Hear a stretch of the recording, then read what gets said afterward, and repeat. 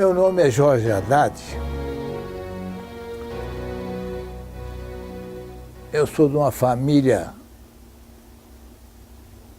de 11 pessoas. Quando chegamos a Maringá, em 1947, éramos 8. Minha família participou, inclusive, da política nacional. Eram todos da União Democrática Nacional. E, inclusive, um irmão meu, César, foi vereador em Maringá, da primeira Câmara de Vereadores. E aqui vivemos todos até hoje. Vamos.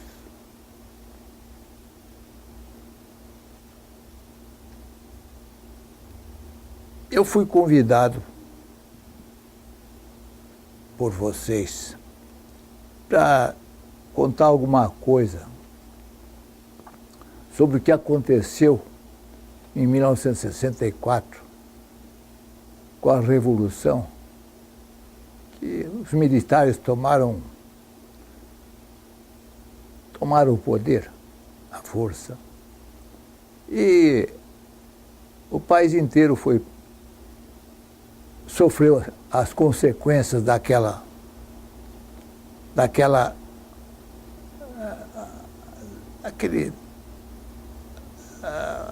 episódio triste, né? Nós aqui no Paraná sofremos também, como todo o Brasil, e Maringá também. Como advogado, eu trabalhava para sindicatos aqui em Maringá, antes desse período, de 57 a 64. Trabalhei para diversos sindicatos em Maringá, defendendo aquelas pequenas causas trabalhistas. Esse fato me marcou quando ocorreu a Revolução, quando ocorreu a tomada de poder.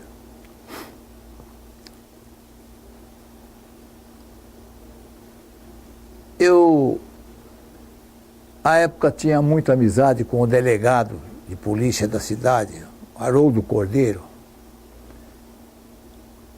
E ele, creio que andou sofrendo um pouco de pressão de alguns elementos da cidade, que não concordavam que alguns elementos da cidade que participavam dessa luta por direitos dos sindicatos não concordavam que eu permanecesse em Maringá sem ser preso.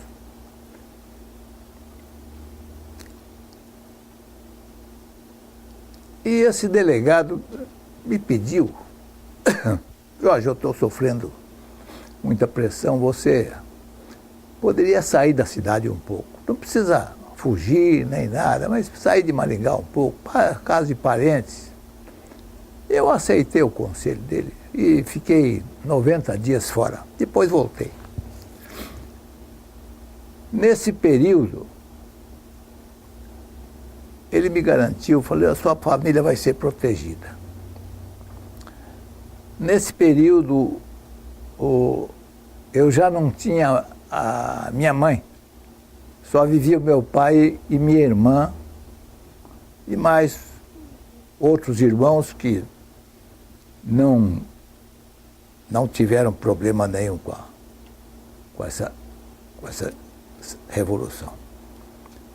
A não ser o Salim, que eu passaria a contar com o que ele sofreu. Aqui em Maringá, tinha um médico que era amigo da gente, Nabi Zacarias, e o irmão dele era o chefe da DOPS de Curitiba, do Paraná. E ele nos aconselhou, me aconselhou, falou, você vai para Curitiba, lá o meu irmão é o delegado, lá o chefe, não vai ter problema nenhum. Eu fiquei em Curitiba também uma temporada, aguardando que amainasse um pouco, porque o país estava muito agitado, as notícias não eram muito boas, e a gente não sabia qual seria o destino de muita gente, inclusive nós, nosso destino. O senhor era só advogado de sindicatos ou tinha uma militância em alguma organização ou partido? Não. Eu nunca pertencia a partido nenhum, nem pertencia ao UDN, que minha família era da UDN. Votavam, às vezes votavam naqueles candidatos da UDN, e eu votava também, mas eu nunca pertencia a partido, nunca fui a reunião de partido. Eu me reunia com sindicalistas para tratar de assunto relativo a empregados pertencentes àqueles sindicatos. Quando havia manifestações na cidade, isso antes de 64, obviamente, a gente participava também, não das manifestações, mas acompanhava as manifestações. Mas isso aí me marcou. E durante esse período, houve um processo, uma investigação sobre a vida de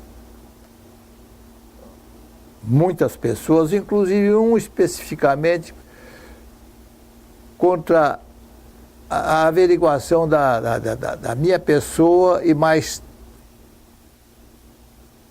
3 companheiros sindicalistas também. Desse processo foi para a Justiça Militar, fizeram um inquérito, primeiro mandaram para a Justiça Militar, e eu finalmente fui absolvido. Depois de muitos anos respondendo a esse processo, eu fui absolvido. Mas 3 dos companheiros meus que estavam sendo processados, esses foram presos. Inclusive, alguns deles, alguns estiveram presos mesmo durante o processo. Eu não fui preso durante o processo, eu acredito que por aquela proteção que eu tive do Zacarias, do Miguel Zacarias em Curitiba. Tá? Então comigo não aconteceu nada. Inclusive, depois de um período, passados alguns meses, eu encontrei alguns colegas também que estavam presos com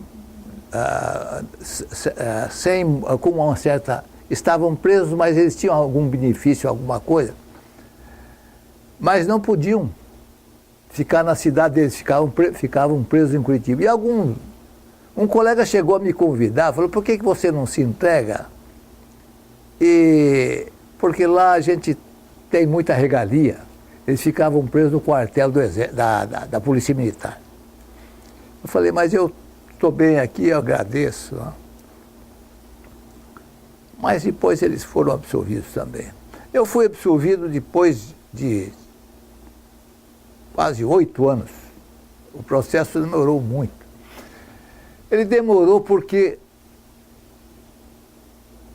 ao receber a denúncia, o juiz auditor, que era civil, eram 5 juízes, 4 militares e um civil, o auditor, ele não quis receber a denúncia contra Jorge Haddad. E quando a lei manda, quando se recebe a denúncia, permita-se um recurso, eu não sei se é de ofício ou não, mas permita-se um recurso, e houve um recurso. Não sei se da promotoria ou se foi do próprio juiz de ofício. Houve esse recurso e demorou muito tempo para que a instância superior militar julgasse. Por isso eu fiquei nessa dependência durante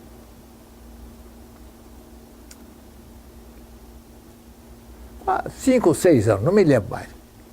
Mas ocorreu tudo bem. Agora, depois, passado esse período em que houve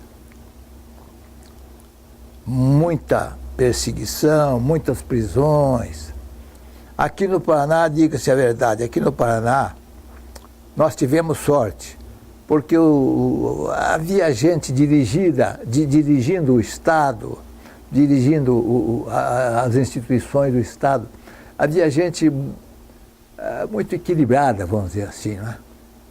Não foi como um dos outros estados que sofreram esses políticos, sofreram muita perseguição, prisões e até mortes, que nós sabemos, né? Mas nós aqui no Paraná tivemos sorte. Essa é uma opinião minha. Tivemos sorte porque parece-me que o Ney Braga era o governador do estado, ele sempre foi um cidadão muito equilibrado. Passado aquele período, houve uma calmaria, mas a ditadura continuou. Mas a motivação da manutenção da ditadura já não tinha mais. Os comunistas tinham desaparecido, tinham mudado, tinham cumprido pena. Não tinha mais por que continuar. Aí eles precisavam reativar, arranjar um motivo para continuarem no poder. Porque o que eles queriam, eles não queriam comunistas, eles queriam se manter no poder. Porque e mostrar serviço, né? Queriam mostrar serviço. Né? Queriam mostrar serviço. Mas, e nesse ponto, muita ingenuidade de muita gente, esse povo pensou que acabou, podiam se reunir, podiam formar novamente um partidinho. E eu não sei se a ingenuidade desse pessoal ou a esperteza de quem estava no poder, eu acredito também, isso fez parte. Eles provocavam, eles faziam acontecer reuniões do Partido Comunista e mandavam elementos da confiança deles participar dessas reuniões. Inclusive o Salim, meu irmão, ele deu dinheiro para um cidadão que veio se queixar da situação dele, que precisava, e que ele era um companheiro, era um comunista também. E o Salim acreditou e deu dinheiro e hospitalizou ainda esse elemento. Isso foi o suficiente para que houvesse a ordem de prisão do Salim e de todos que participaram da reunião aqui em Maringá. E as outras pessoas. E aí começou aquela campanha grande e prenderam. Houve prisões em todo o Brasil. A revolução precisava continuar. E o Salim ficou 8 meses preso junto com alguns companheiros dele, né? Eu fui procurado por elementos. Eu só soube que era policial do Exército depois. Eu fui procurado por uma pessoa que se intitulou genro do Zé Rodrigues, que era um líder sindical aqui, e que estava passando dificuldade, precisava de dinheiro, que eu emprestasse algum dinheiro, que eu pude fazer para ele. Eu não tinha dinheiro. Eu até fiquei penalizado, mas eu tinha 2 notas no bolso. Falei, eu fico com uma, você fica com outra. Depois disso ele insistiu, voltou ao escritório. Chegou ao ponto que eu falei, eu não posso fazer nada para você, não tenho, não é? Eram os barbudinhos, eles se infiltravam.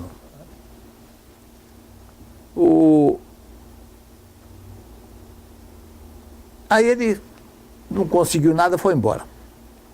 Mas esse indivíduo era o elemento, que não era genro Zé Rodrigues, nada, era o elemento que estava procurando pessoas que financiavam o Partido Comunista. E eu era uma presa fácil, né?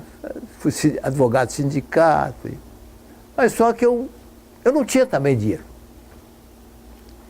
E a gente sempre desconfia um pouco, né? Quando o Salim estava preso, eu fui para ver se ajudava em alguma coisa, perguntei como é que foi a história. Ele me contou desse elemento que ele ajudou. Falou, mas Jorge, esse elemento, ele era do Partido Comunista. Tanto era, Jorge, que ele apanhou. Eu perguntei, você viu esse rapaz apanhar?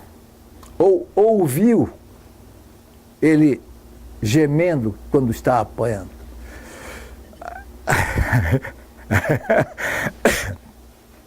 Aí o Salim acordou.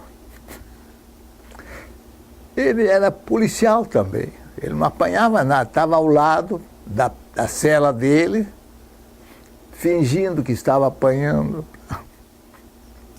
para justificar, quer dizer. Então, essa foi a história que aconteceu com o Salim. Ele sofreu.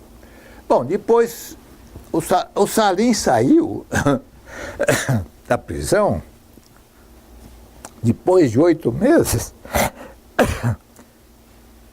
por um acontecimento interessante.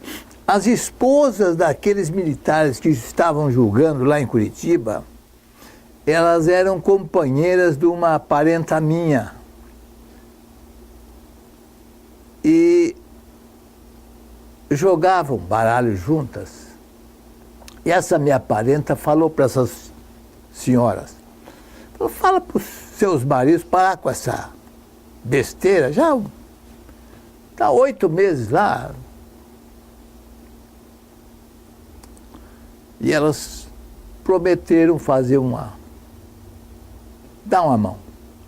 Aí a minha parenta falou, Jorge, você entra com uma petição qualquer, porque eles vão mandar embora. Eu não queria advogar para o meu irmão. Eu pedi para um colega fazer a petição. Ele fez a petição. Você vai lá, faz um discurso. Mas faz favor para mim. Ele foi lá, fez o discurso e eles absolveram. A pedido dessas senhoras, né, que eram esposas desses militares, moças novas. Então, Salim voltou, ficou quieto, não falou mais em política. Aí, passados uns tempos, voltamos à democracia, vida nova, vida boa. Isso é o que eu posso transmitir para vocês. Se vocês quiserem fazer alguma pergunta e eu me lembrar, posso responder. Doutor Jorge, eu queria que o senhor comentasse como é que era o trabalho dos sindicatos, José Rodrigues, José Lopes, como é que era o seu envolvimento naquele momento que antecedeu o golpe de 64. Os sindicatos... É público e notório que o Jango Goulart, então presidente na época, ele queria formar do Brasil a República Sindicalista. Ele se ligou, a presidência da República estava amparada nos sindicatos. Ele esperava que os sindicatos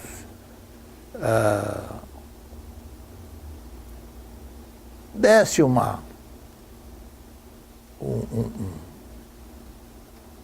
uma melhora, os sindicatos dessem uma melhora para a população, e o partido dele, os políticos dele, contavam também com o apoio dos sindicatos.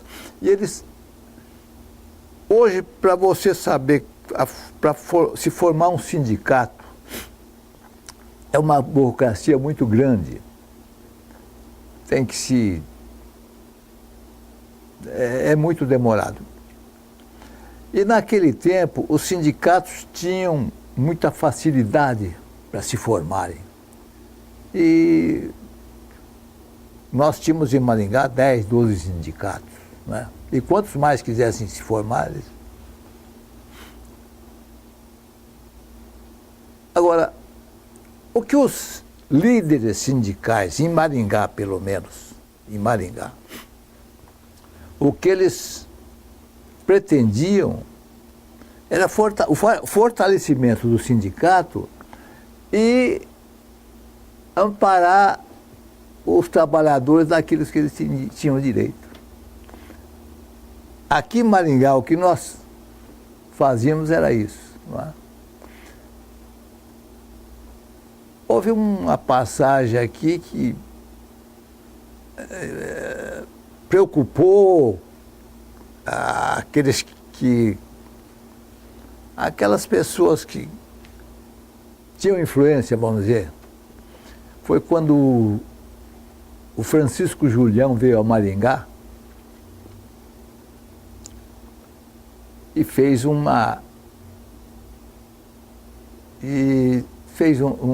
falou para uma plateia, 150, 200 pessoas, num ambiente fechado. O senhor lembra o ano? 1961. Foi que ano? 61. 61. Foi pouco antes da renúncia do João, né? O Julião era um pouco inflamado. Aí ele era um bom orador, ele tinha um carisma muito grande, tá? Mas ele fez a palestra dele, mas por fora do ambiente lá, tinha gente reunida para pegar o Julião. Eles se organizaram, queriam pegar o Julião.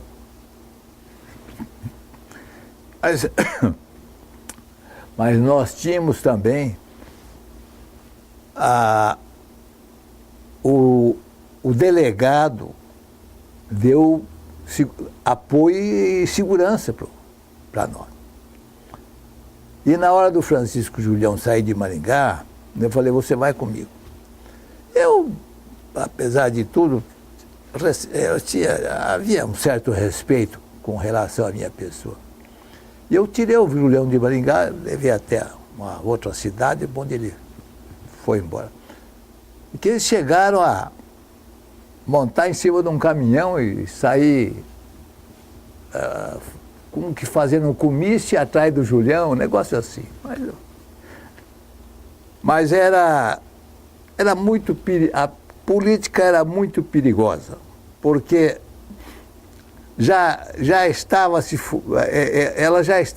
o golpe militar já estava se formando. Tanto assim que foi antecedido por Marcha por Deus pela Liberdade. As igrejas todas, entendeu? O bispo de Maringá, era o Dom Jaime, à época, ele pegou um microfone de uma emissora de Maringá e fez referência à nossa família como família de comunista. Quer dizer, sem motivo, porque o Salim tinha estado na Rússia, em Moscou. Ele foi fazer especialização lá na Rússia. Eles davam bolsa de estudo mesmo para gente do partido. E o Salim pertencia ao Partido Comunista mesmo. Mas o homem inflamou a população contra a minha família. E só não fizeram, não botaram fogo na minha casa, no Maringá Velho, que era casa de madeira, porque o coronel botou soldados lá na frente da minha casa. E naquele tempo tinha os congregados marianos, e eles obedeciam à ordem da igreja. Então eles foram lá não foram para queimar de certo, mas se deixasse, eles iam botar fogo, né? E estava lá meu pai e minha irmã. Foi o período, mas isso foi lá já em 64, já na Revolução. Então, eles conduziam o povo a esse pensamento. Agora, que havia muita gente contra todo esse estado de coisas, não tenha dúvida. Só que essa muita gente não estava disposta a se manifestar num ambiente hostil com qualquer pessoa que tivesse uma fardinha, era dona da pátria, era mãe da pátria, era dono de tudo. Então, passamos um tempo ruim, mas nosso otimismo foi maior. Foi bem maior. Eu estou disposto a responder mais alguma. Só mais uma pergunta. O senhor disse que foi processado, né, por muito tempo, fez parte do processo. Foi. Né? Isso. Como é que era a sua vida? Como é que era trabalhar e viver tendo essa pendência? Porque... Bom, em primeiro lugar, eu não podia mais advogar para sindicato. Porque aqui mulher, filho, pai, irmã, irmãos, quer dizer, eu iria comprometer todo mundo se insistisse, se persistisse naquilo. Também, por outro lado, os sindicatos que congregavam aqueles trabalhadores, desapareceram no período. Eu não tinha mais com quem me comunicar. E, com toda sinceridade, se tivesse com quem me comunicar, eu não faria. Não faria porque você pode trabalhar onde há liberdade. Se você está proibido de trabalhar, você não vai trabalhar. Então, a minha advocacia, passei a ser advogado de outras pessoas. A minha família era fundadora de Maringá e o relacionamento deles era muito bom. Então, não faltou serviço para continuar. Só que a gente fica numa situação que eu não ia mais nem a cinema, todo lugar que tivesse um aglomerado de gente, eu já não frequentava mais. O senhor era apontado na rua como... Bom, houve um período, depois que eu voltei... De ser hostilizado, né? Não, houve um período que eu fiquei fora, depois quando eu voltei, eu confesso que eu andava armado. Eu não descuidava, porque o risco que se corria existia. E eu digo, e qualquer pessoa se intitulava assim, dono da pátria, quer dizer, você não tinha com quem contar, você não tinha. Então você tinha que se defender sozinho. Tinha um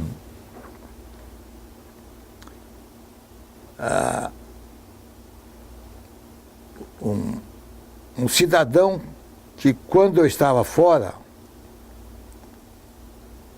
ele hostilizava a minha família, né?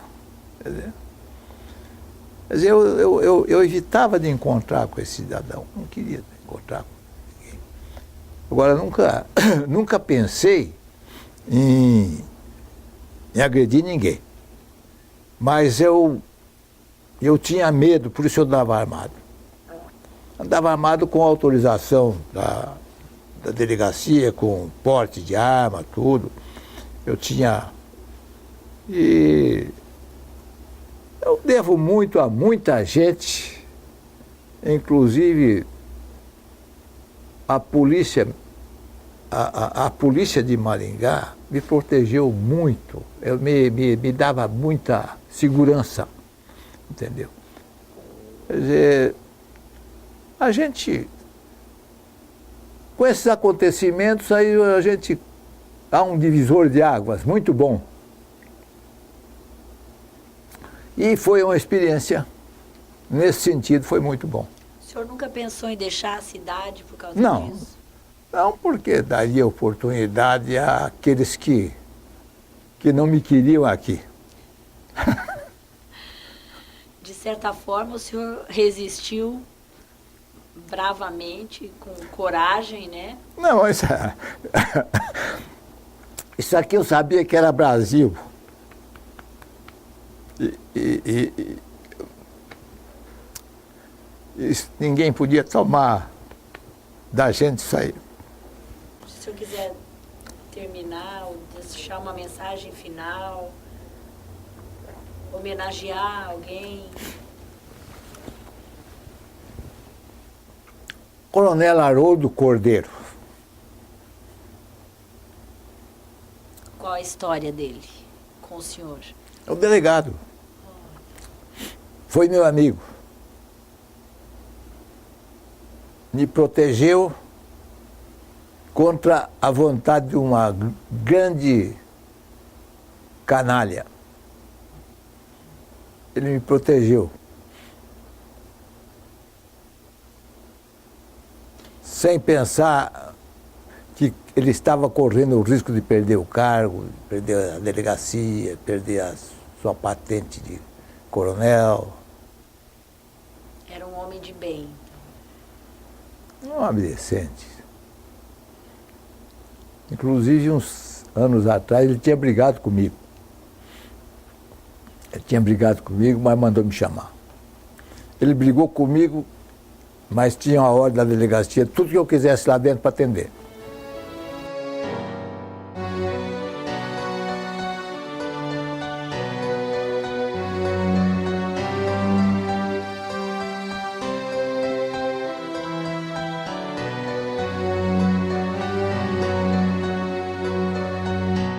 Ouça bem esta canção, ela fala pra você. Ela fala de um tempo que ninguém pode esquecer, de um tempo em que alguns homens impuseram a tirania, muitos outros responderam com a sua rebeldia. Os tiranos implantaram longa noite de terror, tentaram calar a todos, provocando muita dor. Censuraram a cultura e toda a cidadania, calaram toda a voz, promovendo a vilania.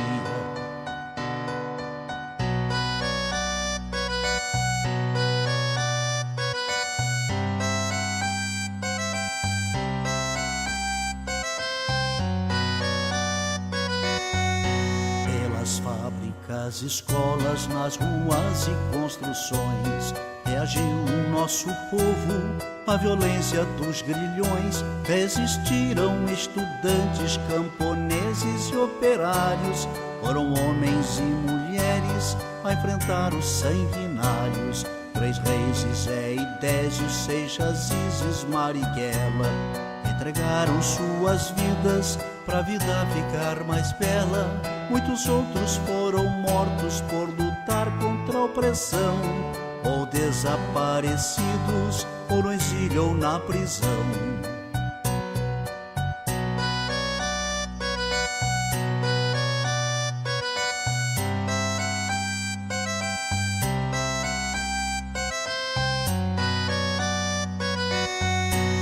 Com a luta esses homens derrotou-se o opressor. Muito sangue derramado, muita lágrima e suor. Quem tem medo de retorno não se sinta equivocado. O terror que foi um dia poderá voltar dobrado. A mesma vigilância de quem ama a liberdade poderá impedir que volte o império da maldade. Mas a luta continua por justiça e pelo pão, pela reforma agrária, por saúde e educação.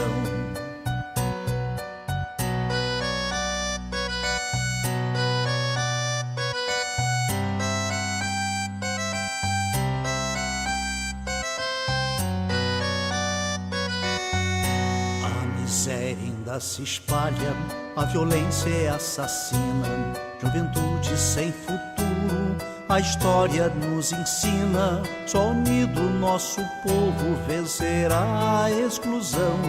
Um homem tendo por outro sentimento de união. O recado já está dado pro vizinho e seu irmão.